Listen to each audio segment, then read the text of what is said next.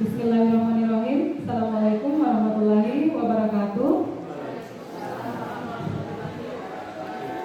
Iya, puji syukur kita panjatkan kehadirat Allah Subhanahu wa Ta'ala karena atas izinnya kita bisa berkumpul di tempat ini untuk bersama-sama mengikuti kegiatan aksi nyata saya diseminasi budaya positif di SMA Negeri 7 Kendari. Tidak lupa pula kita haturkan salawat dan salam kepada Nabi besar Muhammad SAW, kepada keluarganya dan juga para sahabat-sahabatnya.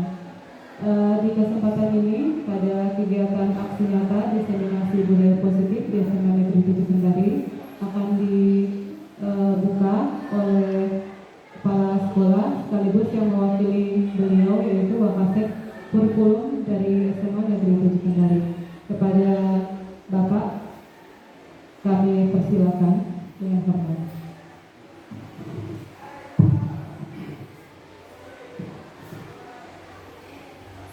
Bismillahirrahmanirrahim. Assalamualaikum warahmatullahi wabarakatuh.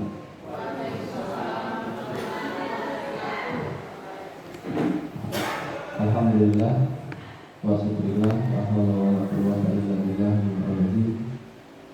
Asyhadu an la ilaha illallah wahdahu la syarika lah wa asyhadu anna Muhammadan abduhu wa rasuluh. Allahumma shalli ala Muhammadin wa ala alihi wa sahbihi wa man tabi'ahum bi ihsan ila yaumil amma ba'd. Bapak dan Ibu guru SMA Negeri Kendari yang sama berbahagia, alhamdulillah pada pagi yang cerah ini kita berkesempatan hadir memeriahkan, memberikan support kepada salah satu rekan terbaik kita dalam rangkaian kegiatan pendidikan guru penggerak CGP Angkatan 11 tahun 2024. Ya, mudah-mudahan kehadiran kita ini juga memberikan support, semangat, sekaligus juga dukungan kepada beliau untuk terus melanjutkan dan menyelesaikan program ini hingga akhir. Bapak dan Ibu sekalian, izinkan saya mewakili Bapak Kepala SMA Negeri Kendari menyampaikan beberapa hal terkait dengan kegiatan aksi nyata diseminasi budaya positif di SMA Negeri 7 Kendari. Bapak dan Ibu sekalian, tentu kegiatan ini juga menjadi tambahan wawasan bagi kita terkait dengan budaya positif yang terus kita upayakan di SMA Negeri 7 Kendari sebagai sekolah penggerak. Tentu saja ini sangat kita butuhkan. Jadi nilai-nilai inspirasi dan apa yang menjadi konten diskusi penyampaian dari Ibu Mas Lia sebagai inisiator kegiatan ini, mudah-mudahan juga terus kita kembangkan di SMA Negeri 7 Kendari. Tentu saja diskusi-diskusi seperti ini sangat kita perlukan ya, karena terus terang tentang penumbuhan budaya positif ini kan ya adalah sebuah nilai yang penting dan sifatnya sangat dinamis, ya berkembang terus. Apalagi kita menghadapi setiap tahun itu siswa dengan berbagai macam karakter. Ya, tentu saja masing-masing mereka punya budaya warisan dari keluarga dan lingkungan yang kemudian tumbuh dan berkembang di SMA Negeri 7 Kendari. Dan disinilah kemudian semuanya bersatu, bersinergi, berkolaborasi, ya sehingga bagi kita sebagai pendidik tentu punya formasi, punya rumusan sendiri untuk bisa yang menggunakan atau mendaya-gunakan semua potensi siswa kita itu sehingga bisa dikembangkan menjadi sesuatu budaya yang positif. Ya Bapak dan Ibu sekalian, saya ucapkan terima kasih banyak kepada kita semua yang berkesempatan hadir pada pagi hari ini. Sebagaimana saya bilang tadi bahwa sekaligus memberikan support kepada beliau di Mas Ria agar bersemangat menyelesaikan tugas ini sampai hingga akhir.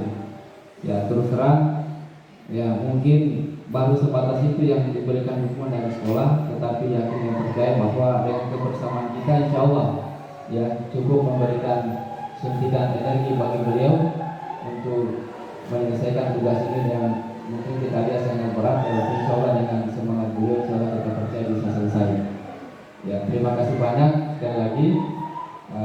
Mudah-mudahan dilihat oleh Bu Mas Ria, karena ini mungkin bukan kegiatan terakhir, mungkin masih ada kegiatan baru lagi yang insya Allah kita terus sebagai teman, sebagai rekan kita dukung, kita support. Ya tentu saja sebagai sekolah penggerak kita membutuhkan tenaga guru penggerak baru. Mudah-mudahan juga akan disusul oleh teman-teman yang lain yang akan mengikuti angkatan 12 tahun seleksi tahun 2025. Ya insya Allah ya. Mudah-mudahan ada tambahan yang di sini banyak wajah-wajah yang bersemangat, yang kuat, yang tangguh. Ya kami dari sekolah insya Allah memberikan dukungan yang positif. Saya kira mungkin itu beberapa hal yang menjadi poin dari penyampaian sekaligus mewakili Bapak Kepala Sekolah. Adapun bagaimana aksi nyata dan seterusnya ini nanti beliau akan sampaikan sendiri dan kita berdiskusi bersama untuk kebaikan sekolah kita juga tentu saja insya Allah pasti ada nilai plusnya dan juga bagi tugas beliau dalam rangka menyelesaikan pendidikan guru penggerak angkatan 11 tahun 2004. Terima kasih.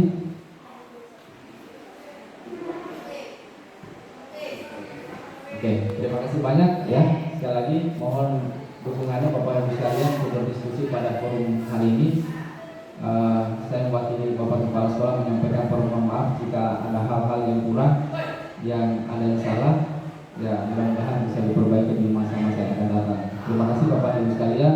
Assalamualaikum warahmatullahi wabarakatuh.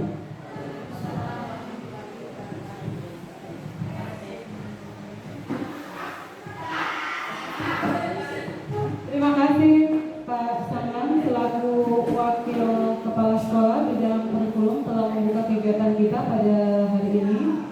Ya, alhamdulillah.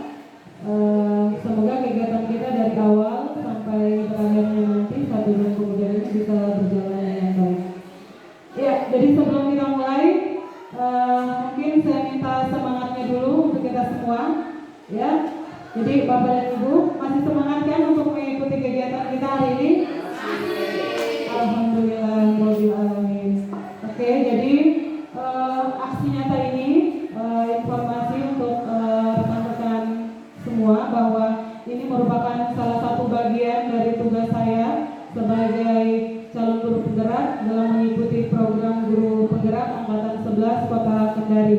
Jadi hari ini saya akan melakukan diseminasi atau sosialisasi tentang budaya positif di SMA Negeri 7 Kendari. Ya, jadi semoga kegiatan ini bisa berlanjut dengan baik.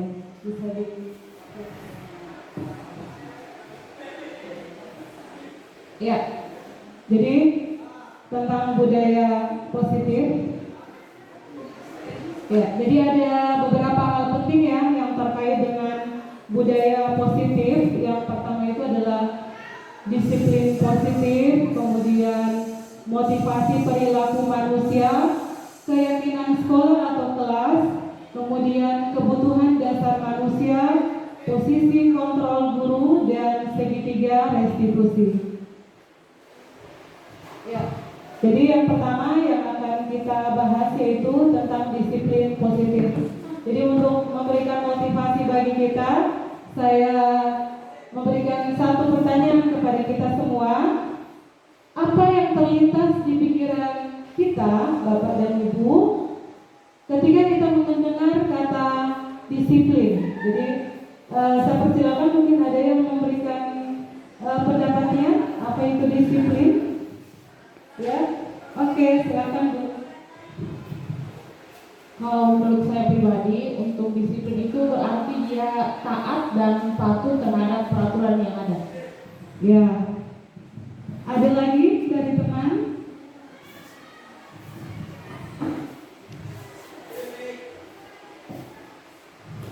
Bismillah. Kalau saya pribadi, disiplin itu kalau kita melaksanakan tugas mengajar sesuai dengan waktu yang telah ditetapkan. Iya, betul ya. Masih ada lagi dari teman-teman yang memberikan tanggapannya? Apa itu disiplin?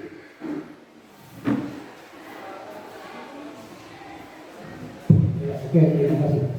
Kalau menurut saya, Disiplin itu berarti suatu aturan yang harus dikerjakan tanpa harus ada.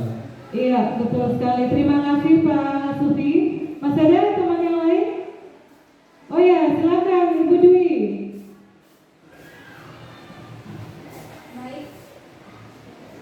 Baik, terima kasih. Kalau menurut saya pribadi, disiplin itu adalah segala sesuatu yang dilakukan lebih mengarah ke sesuatu yang mengarahkan orang itu untuk taat. Ya, betul sekali ya. Jadi kalau kita berbicara tentang disiplin, berarti ada aturan yang akan kita tegakkan. Ya, seperti itu.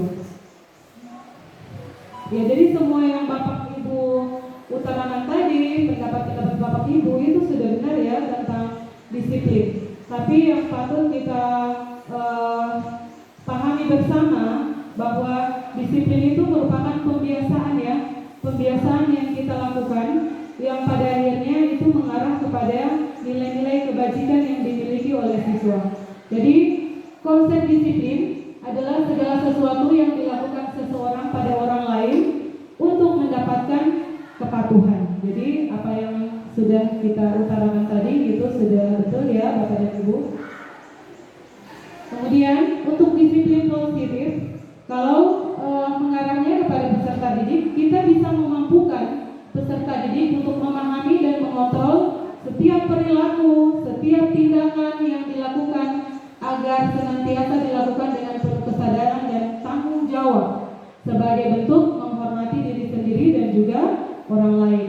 Kalau kita sebagai seorang guru, sebagai seorang pendidik, maka tujuan kita menegakkan disiplin adalah menciptakan peserta didik memiliki disiplin diri sehingga mereka bisa berperilaku yang mengacu pada nilai-nilai kebajikan universal dan juga motivasi intrinsik.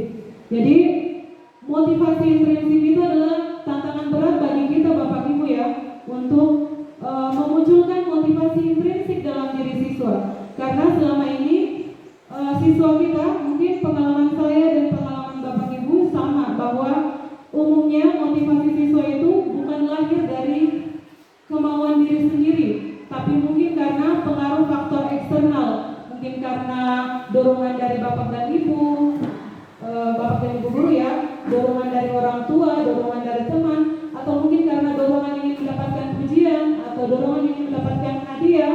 Ya, jadi itu tantangan bagi kita semua untuk memunculkan motivasi intrinsik di dalam diri siswa kita. Jadi motivasi intrinsik itu adalah motivasi yang tumbuh dari dalam diri peserta didik tanpa ada embel-embel hadiah atau penghargaan dari orang lain. Sehingga walaupun anak-anak kita atau murid-murid kita tidak dipantau, maka mereka bisa bertanggung jawab terhadap apa yang mereka lakukan. Ya, jadi itu motivasi intrinsik.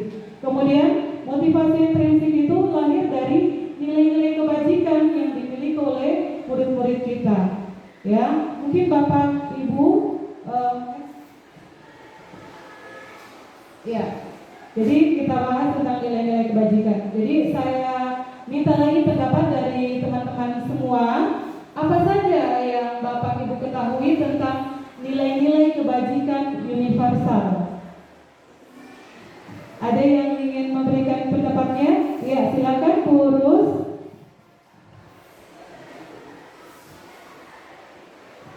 Terima kasih Bu Masria atas kesempatan yang diberikan kepada saya. Alhamdulillah ya, untuk menurut saya ketentuan tentang ada nilai kebajikan universal itu yang pertama itu adalah bagaimana nilai kejujuran harus itu tanggung jawab yang itu yang harus melekat pada peserta didik. Yaitu saya hanya mengambil dua saja poin, yaitu kejujuran dan tanggung jawab. Masya Allah. Terima kasih Bu Rus. Betul ya, salah satu nilai kebajikan adalah kejujuran, ya, ketaatan, bergotong royong. Mungkin ada lagi pendapat dari Bapak Ibu yang lain tentang nilai-nilai kebajikan? Iya, silakan Bu Amri.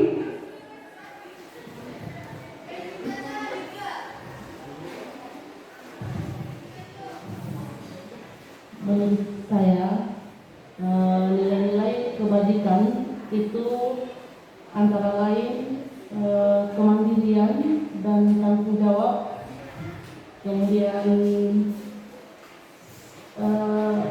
sikap suka menolong, dan juga gotong royong.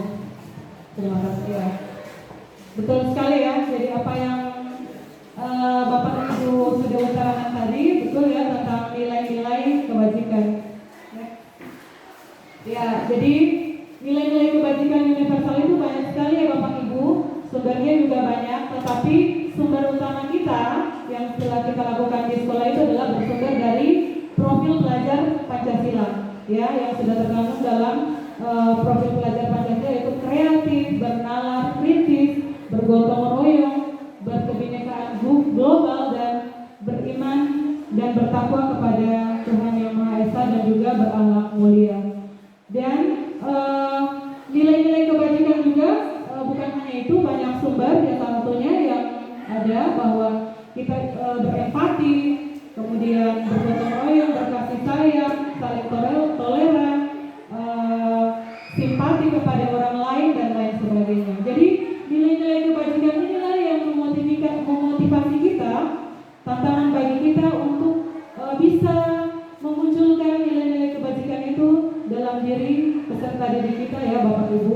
Jadi mudah-mudahan dengan kegiatan diseminasi ini semakin menambah motivasi kita ya, bagaimana peran kita sebagai seorang pendidik untuk bisa merangsang siswa kita agar nilai-nilai kebajikan itu bisa termanifestasi dalam tingkah laku keseharian daripada murid-murid kita.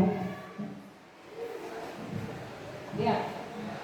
Yang kedua, setelah disiplin positif adalah motivasi perilaku manusia. Jadi motivasi perilaku manusia itu ada 3 ya Bapak Ibu. Yang pertama, untuk menghindari ketidaknyamanan atau hukuman. Motivasi yang kedua, untuk mendapatkan imbalan atau penghargaan. Yang ketiga, untuk menjadi orang yang mereka inginkan dan menghargai diri sendiri dengan nilai-nilai yang mereka percaya. Dari ketiga motivasi ini, ada motivasi yang dipacu oleh nilai eksternal, dipacu oleh pengaruh luar, ya, mungkin dari orang lain, mungkin karena takut sesuatu. Jadi menghindari ketidaknyamanan atau hukuman itu masih dipacu oleh pengaruh eksternal atau nilai ekstrinsik. Kemudian untuk mendapatkan imbalan atau penghargaan itu masih dipacu juga oleh pengaruh luar. Yang ketiga adalah menjadi orang yang mereka inginkan dan menghargai diri sendiri dengan nilai-nilai yang mereka percaya. Jadi ini adalah motivasi intrinsik. Dalam keseharian kita Bapak Ibu, tentunya kita sebenarnya sudah melakukan ini motivasi ini. Yang pertama dari siswa dulu. Mungkin saya bisa berdiskusi dengan Bapak Ibu. Jadi kalau kita lihat menurut pengalaman kita, motivasi dari siswa-siswa kita itu untuk belajar, untuk mematuhi peraturan, kadang-kala masih berkisar di poin 1 dan poin 2, ya, karena takut dengan guru, karena takut dengan kepala sekolah, mereka datang di sekolah karena takut dihukum, tidak mengerjakan tugas karena takut diberi sanksi oleh bapak dan ibu guru, ya. Jadi itu semua sebenarnya tantangan bagi kita supaya siswa kita itu melakukan sesuatu atas dasar motivasi intrinsik, bukan motivasi ekstrinsik atau motivasi eksternal. Jadi umumnya siswa kita begitu ya, karena takut. Kenapa kamu datang tepat waktu di sekolah? Takut nanti dihukum. Padahal bukan seperti begitu ya. Jadi sebenarnya kita datang di sekolah itu tepat waktu karena kita menghargai diri kita, karena kita tahu tanggung jawab kita. Sama seperti Bapak dan Ibu. Mungkin saya meminta pendapat dari Bapak Ibu. Kira-kira Bapak dan Ibu datang ke sekolah, mengajar tepat waktu, datang ke sekolah tepat waktu, keluar tepat waktu, kira-kira motivasinya berkisar di mana Bapak dan Ibu? Apakah di 1, 2, atau 3? Coba kita masing-masing refleksi diri kita. Ya, masing-masing sekarang kita bisa refleksi diri kita. Kira-kira kita datang di sekolah tepat waktu, kita takut kepala sekolah kan? kita takut dibicarakan oleh teman guru karena kita terlambat datang di sekolah, ataukah kita sudah punya motivasi yang ketiga? Memang kita percaya bahwa kita mengajar itu, kita datang di sekolah itu adalah tanggung jawab kita sebagai seorang pendidik. Mungkin ada yang memberikan pendapat? Kira-kira berkisar di mana motivasi kita selama ini? Iya, terima kasih guru, silakan. Oke, baik. Terima kasih. Ini merupakan motivasi perilaku manusia di mana tidak jauh dari pengalaman. Kalau saya ambilnya poin 1, 2, 3. Iya, Semuanya. ada bisa diberikan alasan mungkin? Untuk poin 1, 2, 3 cukup alasannya sangat jelas.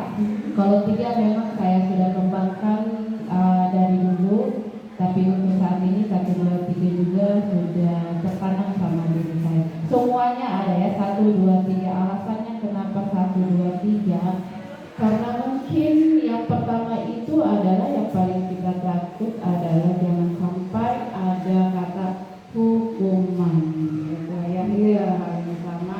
Kalau yang poin 3 itu adalah memang saya juga selalu memotivasi intrinsik pada diri saya adalah terapkan memang dari sebelum-sebelumnya. Itu saja kata kuncinya hukuman. Oke, terima kasih guru. Mungkin ada yang punya pendapat? Oh ya, Bu Amri, silakan Bu Amri. Pak Alham? Terima Ya, silakan kasih. Bu Amri. Terima kasih Bu Masrian. Kalau yang tadi Bu Raina berbicara di 1, 2, 3, saya kebalikannya. Saya 3, 2, 1. 3, 2, 1. Bisa diberikan alasannya mungkin Bu? Awali dengan menghargai diri sendiri, nilai-nilai kepercayaan. Kemudian dengan imbalan atau penghargaan, dan terakhir itu menghindari hukuman. Terima kasih. Dari hukuman. Oke, terima kasih Bu Amri. Iya, jadi ketiga-tiganya motivasi ini mungkin sudah pernah kita lalui ya Bapak Ibu. Tetapi idealnya adalah kita berusaha untuk menumbuhkan motivasi intrinsik dalam diri kita, bukan motivasi ekstrinsik. Kenapa? Karena motivasi ekstrinsik itu dia jangka pendek. Iya, jangka pendeknya bagaimana? Kalau misalnya tidak ada lagi pantauan atau tidak ada teguran, maka mungkin kita bisa melanggar lagi motivasi itu. Tetapi kalau motivasi intrinsik idealnya itu lahir dari diri kita, ya, kita punya tanggung jawab itu, ya, maka akan secara otomatis motivasi itu akan berada dalam diri kita dalam jangka yang panjang. Tidak akan berubah-ubah walaupun ada pengaruh faktor eksternal yang lain, ya. Jadi itu. Jadi motivasi intrinsik akan berdampak jangka panjang, tidak dipengaruhi oleh hukuman dan juga hadiah, ya. Jadi kita menyamakan persepsi ini ya Bapak Ibu, ya, bukan berarti kita menggurui, tetapi yang paling idealnya adalah motivasi intrinsik yang ada dalam diri kita. Walaupun mungkin sesekali kita masih berpikiran ada motivasi ekstrinsik yang mendasari setiap motivasi yang kita lakukan, ya. Oke. Ya, jadi ini beberapa stimulus atau respon tentang perbandingan antara teori kontrol. Jadi mungkin Bapak Ibu bisa melihat. Ya, jadi realitasnya kebutuhannya kita tuh sama, tetapi pada teori kontrol nanti terkait dengan restitusi ini bahwa kita itu memiliki kebutuhan yang berbeda. Semua orang melihatnya sama, tetapi setiap orang ternyata secara teori kontrol, setiap orang itu punya pandangan atau persepsi yang berbeda terhadap sesuatu, dan itu harus kita pahami, ya. Kita mencoba mengubah orang agar berpandangan sama dengan kita, tetapi pada teori kontrol kita harus berusaha memahami, ya, bahwa pandangan orang lain itu tentang dunia itu pasti berbeda dengan pandangan kita. Kemudian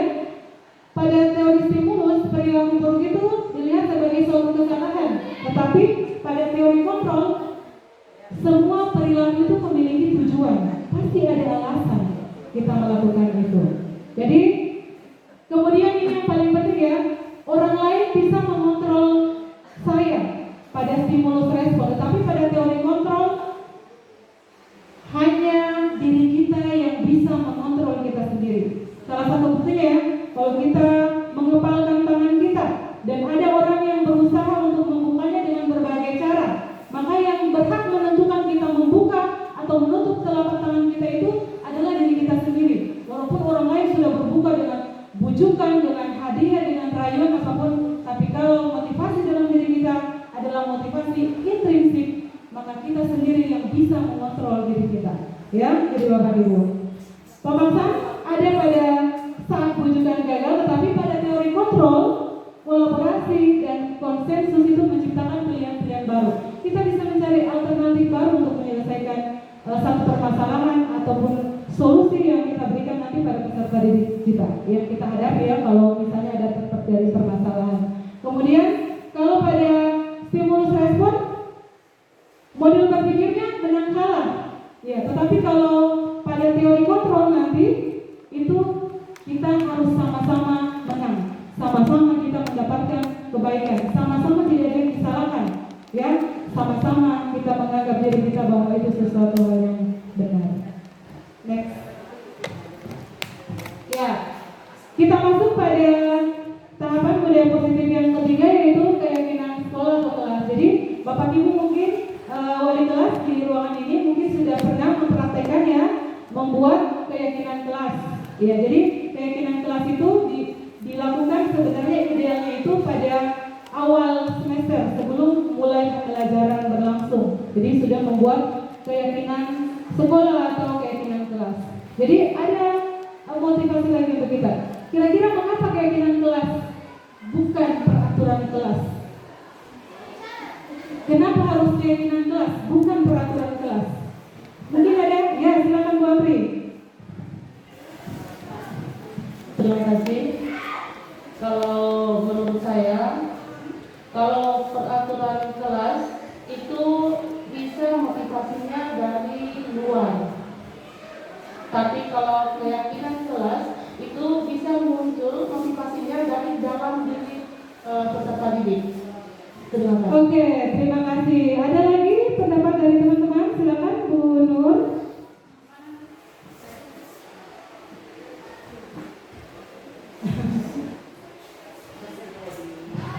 Oke, terima kasih. Jadi kalau menurut saya pribadi, mengapa keyakinan kelas bukan peraturan kelas?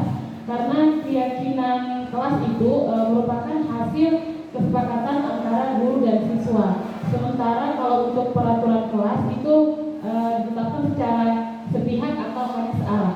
Iya, betul ya Bapak Ibu. Jadi kita menyamakan konsep ini, persepsi bahwa ada bedanya antara keyakinan kelas dengan peraturan kelas. Jadi kalau keyakinan kelas itu dibuat secara bersama-sama, melibatkan siswa. Jadi dia dua arah.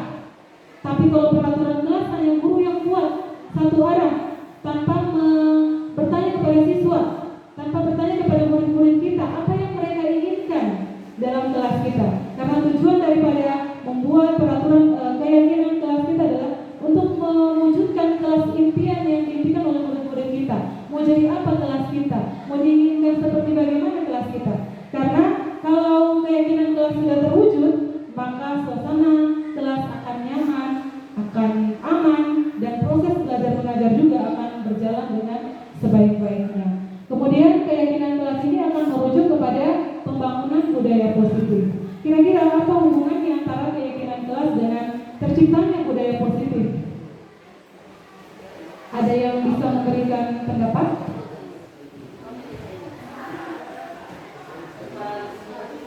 Pak Sufi mungkin bisa memberikan pendapatnya.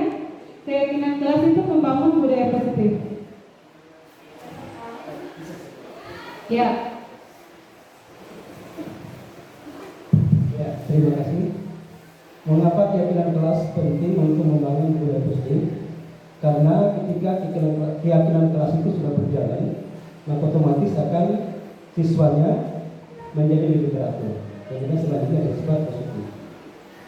Iya, betul sekali ya Pak. Jadi kalau sudah keyakinan kelas terwujud, maka pasti siswa kita teratur, akan mengikuti aturan yang sudah dibuat secara bersama, otomatis kelas juga akan menjadi aman. Ya, terima kasih Pak. Ya, jadi ada beberapa aturan sebenarnya tentang pembentukan keyakinan kelas ya. Jadi mungkin selama ini kita membuat keyakinan kelas mungkin tidak terlalu memperhatikan ini, tapi ini adalah beberapa rambu-rambu penting yang mungkin nanti semester berikutnya bisa Bapak Ibu terapkan dengan lebih baik lagi pada saat proses membuat keyakinan kelas dengan murid-murid Bapak dan Ibu. Jadi keyakinan kelas itu dia lebih bersifat abstrak dari peraturan, kemudian dapat berupa pernyataan-pernyataan yang bersifat universal, senantiasa dalam bentuk positif.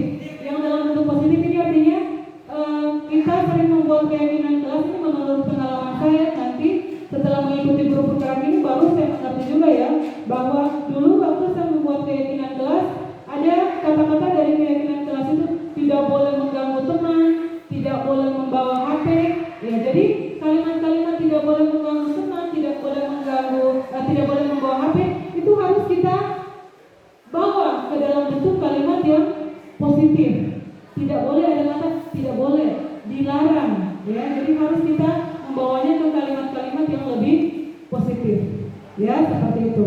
Kemudian keyakinan kelas tidak boleh terlalu banyak. Biasa kita bikin keyakinan kelas 20, ya 15. Jadi kita usahakan keyakinan kelas itu adalah keyakinan yang bisa diingat oleh murid-murid kita. Ya, bisa diingat, bisa dihafal sehingga mudah dalam pengaplikasiannya dalam kehidupan mereka di dalam kelas. Kemudian sebaiknya sesuatu yang diterapkan itu diterapkan di lingkungan tersebut, artinya di lingkungan sekolah ya, di dalam kelas. Kemudian disusun dengan melibatkan semua warga sekolah atau kelas. Kalau ini mungkin sudah ya, kita sudah terapkan. Tapi mungkin kalau saya pribadi itu membuatnya dalam bentuk kalimat positif itu mungkin belum kita laksanakan mungkin kemarin. Tapi dengan adanya diseminasi ini nanti kita bisa terapkan bahwa dalam membuat keyakinan kelas kita harus membuatnya dalam bentuk kalimat-kalimat yang positif.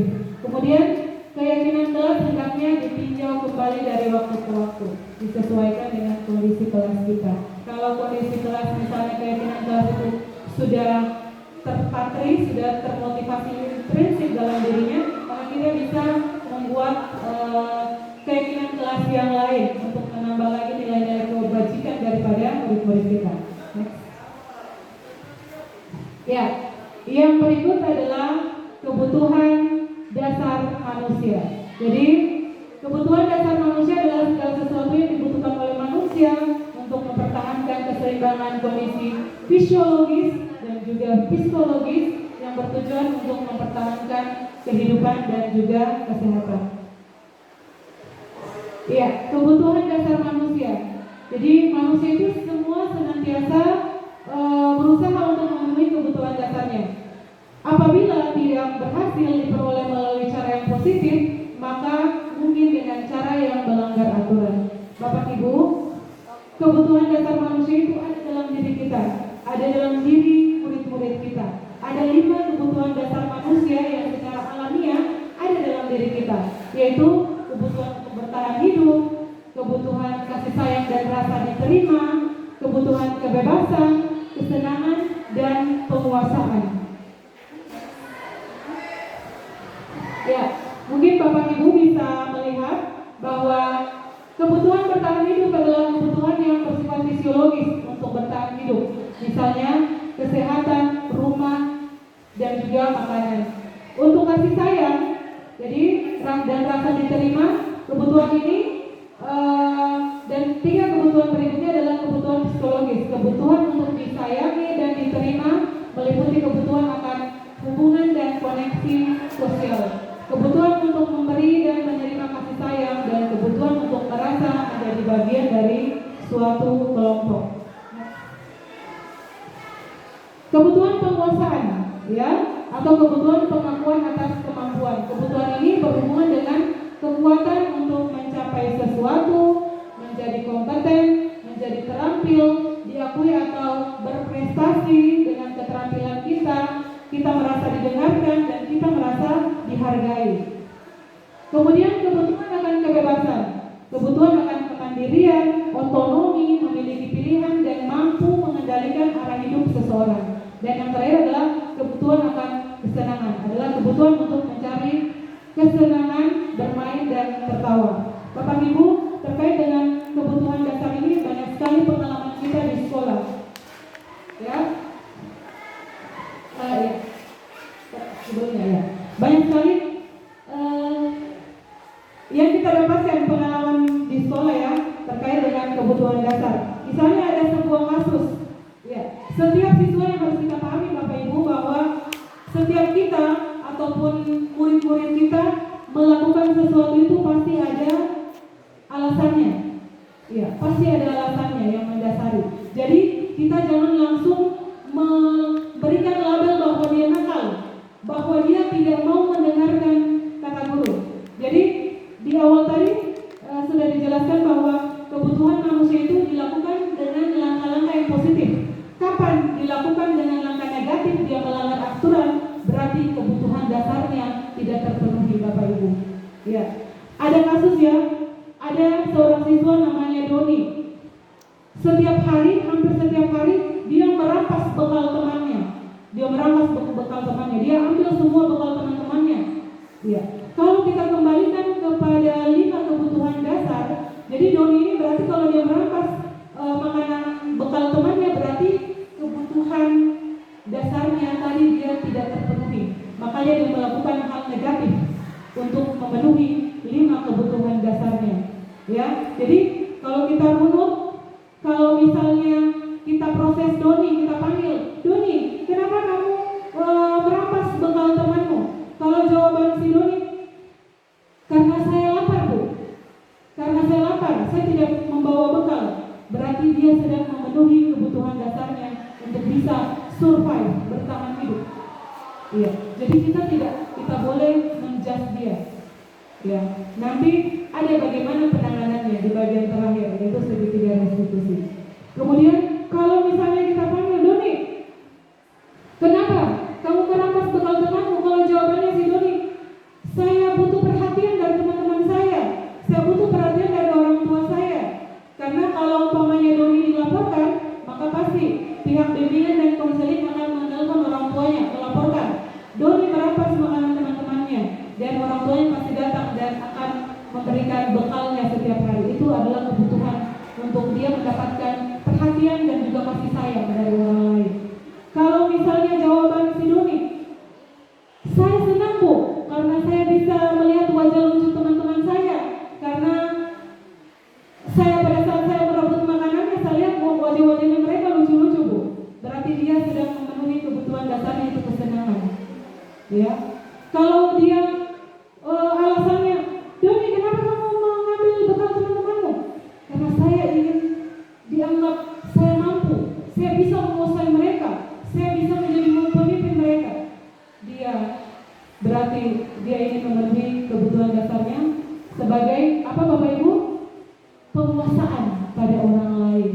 Jadi seperti itu. Jadi harus kita runut setiap permasalahan yang dimiliki siswa, jangan kita langsung menjudge mereka, karena mungkin mereka lagi memenuhi kebutuhan dasarnya dengan cara yang salah. Dan itulah peran kita sebagai bapak dan ibu guru untuk bisa mengarahkan anak-anak kita yang tadinya mereka pada posisi gagal menjadi posisi yang berhasil. Ya, next. Ya, ini adalah 5 posisi kontrol guru. Ya, ada 5 posisi kontrol guru ya. Ada penghukum, ada pembuat rasa bersalah, ada pemantau, ada teman, dan ada manajer. Ya, coba Bapak Ibu perhatikan.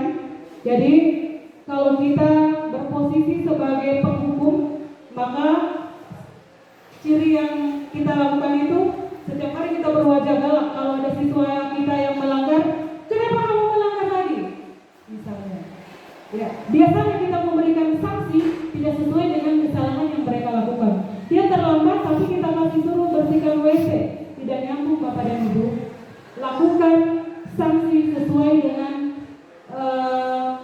kesalahan atau pelanggaran yang mereka lakukan. Ya. Kemudian menjadi sebagai orang pemantau. Pemantau itu berarti ada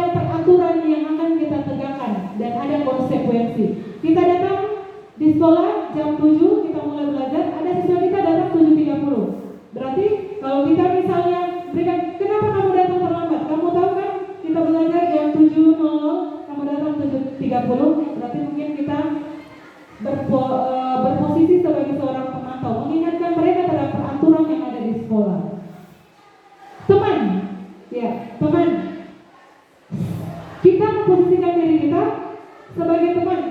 Saya sebagai seorang guru dan siswa kita anggap sebagai teman.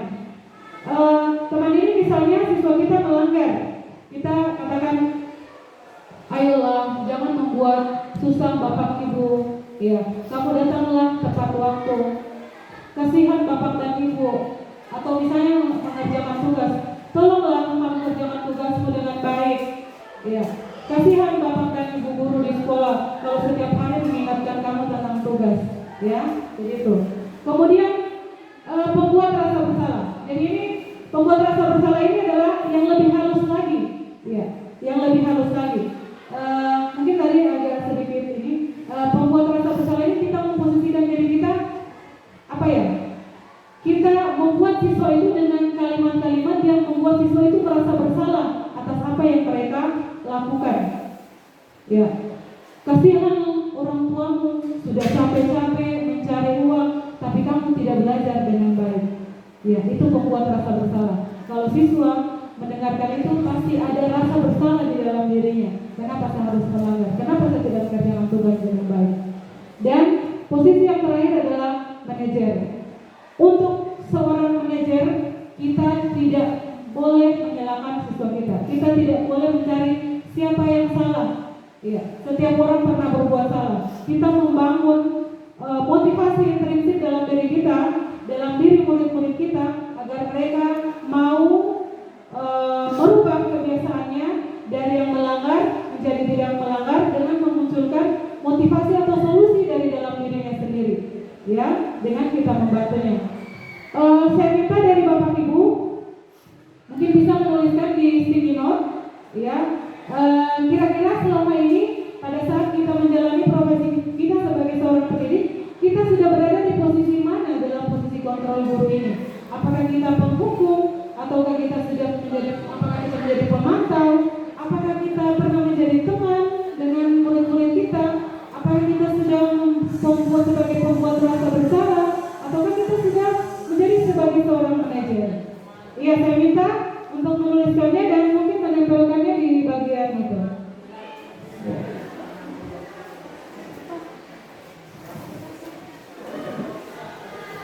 Ya, jadi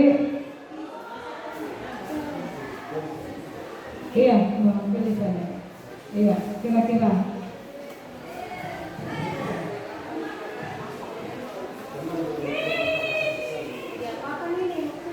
Ditempel, maksudnya pengalaman dari pengalaman Bapak Ibu selama ini, kira-kira posisi kontrol Bapak Ibu itu ada di posisi mana yang selama ini Bapak lakukan, Bapak Ibu lakukan?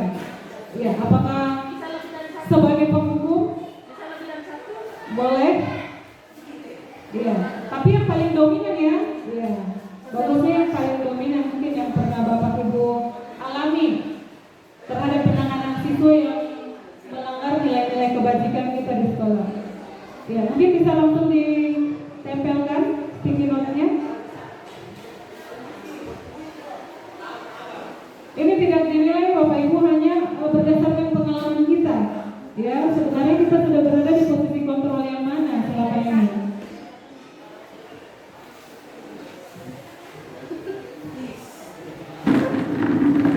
Ya, silakan mungkin bisa ditempelkan. Ya. Silakan di sini. Ya, di papan saja bagian bawah. Bagian bawah tidak apa-apa.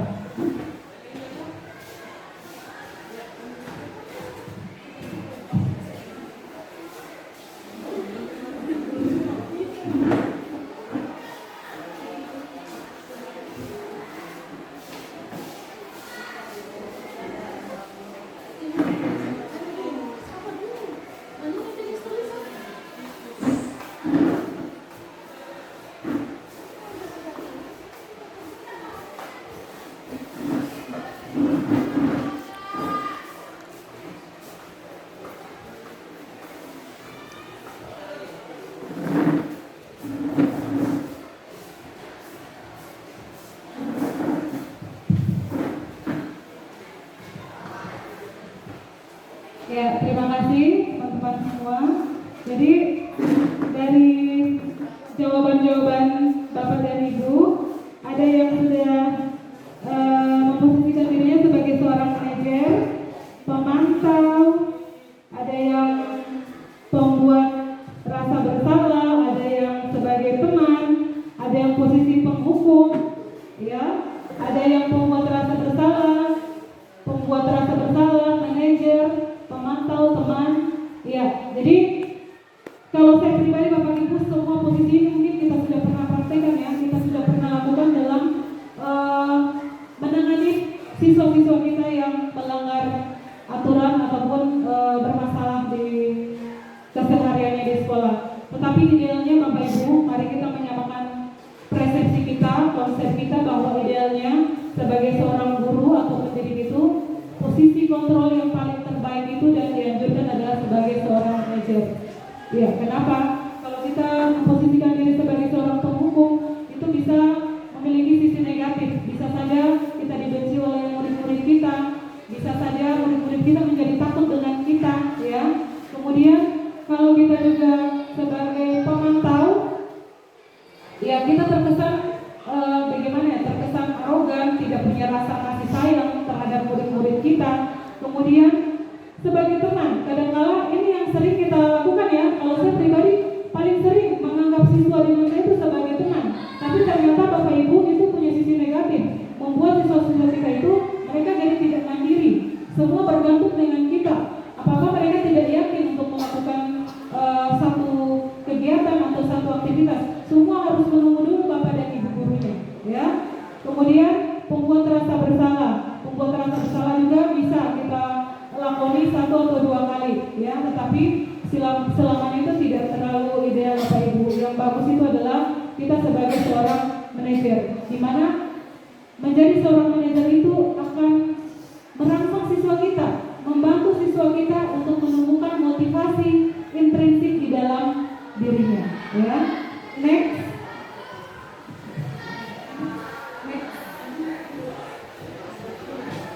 Ya, itu beberapa kalimat ya tentang posisi kontrol guru. Jadi dia kalau guru pemukul itu menghardik siswanya. Ya, kalau dia pembuat rasa bersalah, berceramah, menunjukkan kekecewaan yang mendalam. Itu sangat kecewa dengan kamu karena kamu melanggar aturan. Seperti itu ya. Ya, jadi bisa Bapak Ibu lihat. Sebagai pemantau juga, itu pemantau berarti kita selalu kemana-mana jalan lihat aturan. Ya, kita terlalu kaku. Ya. Dan yang terakhir adalah sebagai manajer, kita mencari solusi bersama-sama dengan murid-murid kita terhadap permasalahan yang mereka sedang hadapi. Bagaimana cara memotivasi siswa kita agar muncul motivasi intrinsik? Kemudian bagaimana menyelesaikan permasalahan yang sedang dialami oleh siswa kita dengan kita memberikan solusi bersama? Maka next. Ya, maka kita masuk ke tahapan yang terakhir yaitu segitiga restitusi. Jadi segitiga restitusi ini adalah suatu proses menciptakan kondisi bagi murid untuk memperbaiki kesalahan mereka sehingga mereka bisa kembali pada kelompok mereka dengan karakter yang lebih kuat. Gosen 2004. Jadi restitusi itu berkolaborasi yang mengajarkan murid untuk mencari solusi untuk masalah, membantu murid untuk berpikir tentang seperti apa yang mereka inginkan dan bagaimana mereka harus memperlakukan orang lain. Next. Ya, ciri-ciri restitusi, ya, bukan untuk menebus kesalahan ya Bapak Ibu, tetapi untuk memperbaiki kesalahan. Kemudian memperbaiki hubungan. Jadi kalau ada siswa kita bermasalah 2 orang, bukan saling menyenam lagi yang terakhir, tapi memperbaiki hubungan mereka. Tawaran, bukan paksaan. Restitusi mencari kebutuhan dasar yang mendasari tindakan. Jadi kalau kita melakukan restitusi Bapak Ibu, tanya dulu apa alasannya mereka melakukan itu. Jangan langsung menghukum mereka, jangan langsung memberikan sanksi kepada mereka. Tanyakan apa alasan mereka melakukan hal itu, ya. Kemudian fokus pada karakter, bukan tindakan. Jadi restitusi ini memunculkan karakter, menguatkan karakter yang dimiliki oleh peserta didik kita. Kemudian restitusi mengembalikan murid yang berbuat salah pada kelompoknya. Next. Ya, jadi terakhir dari materi kita Bapak Ibu tentang penerapan segitiga restitusi. Ya, jadi dengan kegiatan ini kita semua berharap jika kita mendapati siswa kita, anak perwalian kita, ataupun pada saat kita menjalani proses belajar, ada siswa yang melanggar nilai-nilai kebajikan, maka kita bisa menerapkan segitiga restitusi untuk mengembalikan mereka pada kelompoknya. Jadi tahapannya ada 3 Bapak Ibu. Yang pertama menstabilkan identitas. Jadi kita panggil siswanya, kita stabilkan dulu identitasnya dengan kita bertanya. Nah, setiap orang pernah berbuat salah. Ya, jadi itu pertanyaan-pertanyaan itu yang menjadi stimulus kita untuk melakukan segitiga restitusi. Tahapan yang pertama itu menstabilkan identitas. Bapak Ibu juga pernah salah. Kamu bukan satu-satunya orang yang melakukan kesalahan ini.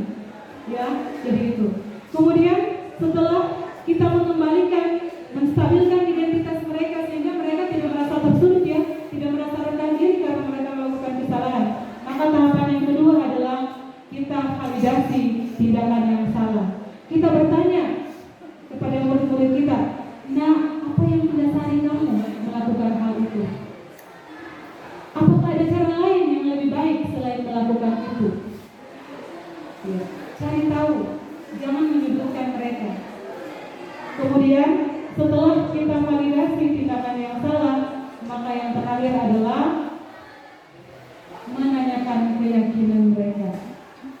Menanyakan keyakinan ini adalah tahapan terakhir dari segitiga restitusi. Kita kaitkan dengan keyakinan kelas kita.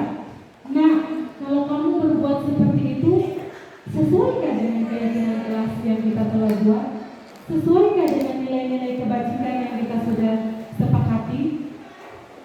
Ya, kalau tidak sesuai, apa yang harus kamu lakukan? Rangsang siswa untuk mereka menemukan solusi dari diri mereka sendiri. Ya, kita hanya membantu mereka. Misalnya ada siswa yang di kelas main-main, saling tarik-tarikan baju, terlepas kancingnya, baju temannya tidak terima. Saya tidak terima, Bu, harus dikembalikan kancing baju saya seperti semula. Maka kalau meyakinkan tahapan restitusinya, kita proses, maka anak itu kita tanyakan, bisakah kamu belajar untuk menjahit supaya kancing baju teman itu bisa dikembalikan seperti semula. Rangsang mereka untuk bisa menemukan solusi mereka sendiri, sehingga bagi yang membuat masalah dan yang mendapatkan masalah dari itu sama-sama menerima dengan baik. Ya, jadi Bapak Ibu, itulah materi diseminasi disiplin positif yang kita lakukan hari ini. Semoga apa yang saya sampaikan hari ini, informasi, ilmu yang saya bagikan hari ini bisa bermanfaat untuk kita semua. Ada sisi positifnya untuk kita semua, dan yang pastinya bisa kita aplikasikan dalam proses penanganan dan mewujudkan budaya positif yang ada di lingkungan sekolah kita, terutama di SMA Negeri Sukundari, ya, seperti itu. Mungkin ada yang ingin ditanyakan? Iya. Tidak ada? Iya, jadi kalau tidak ada pertanyaan, terima kasih. Saya ucapkan banyak sekali terima kasih untuk rekan-rekan guru semua yang sudah mensupport saya dalam melaksanakan kegiatan hari ini. Semoga apa yang saya bawakan bisa bermanfaat untuk kita semua. Akhir kata, billahi taufiq wal hidayah. Assalamualaikum